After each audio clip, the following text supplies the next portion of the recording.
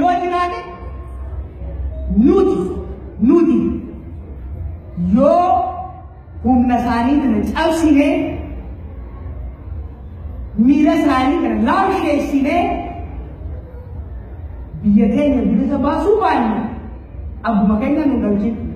aayyoon keenya pulaan nagaa adabeeffamu pulaan nagaa pulaan dubbii kana nagaa hambisuudhaaf aballee hin cufamu pulaa kana irra dhaabbachuu jiru wayyaanee fi ilmaan wayyaaneeti hiree xiqqoo jirtu tana fayyadamanii waraana qabanimata keenya keessa baasanii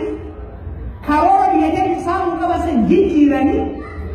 akka ilmaan namaatiif haqa walii dheeyinee akka ollaatiin waliin jiraanne yoo gachaan taate hireen ammasta isaanii yoo taatana hin taane taate tokko qotee tokko nyaata nuti saamamne nuti duune dachi oromootirratti dachi oromiyaatirratti oromoon ashkara oromoon zabanyaa oromoon shallee ta'een wan jiraanne jechuudha kana namni beekudha. Wanti namni biyya alaatiin qabu irra caalaan keessan maqaa qabsoo bilisummaa oromootiin dhufanii jirtan dhuftanii horattan beekumsa argattan qabeenya kuusaa beekumsi ada oromoodhaan hin taane wallaala qabeenyi ada oromoodhaan hin taane balaadha.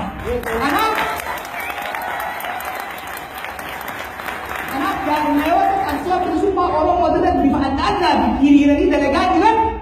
leencannoodhaan bira dhaabbachuu beekumsaan bira dhaabbachuu gorsaan bira dhaabbachuu yoo kana dhabdan karaarraa jaraa hiikuun hedduu barbaachisaadhaan hin jaa hedduu galatoomaa nagaa nagaa.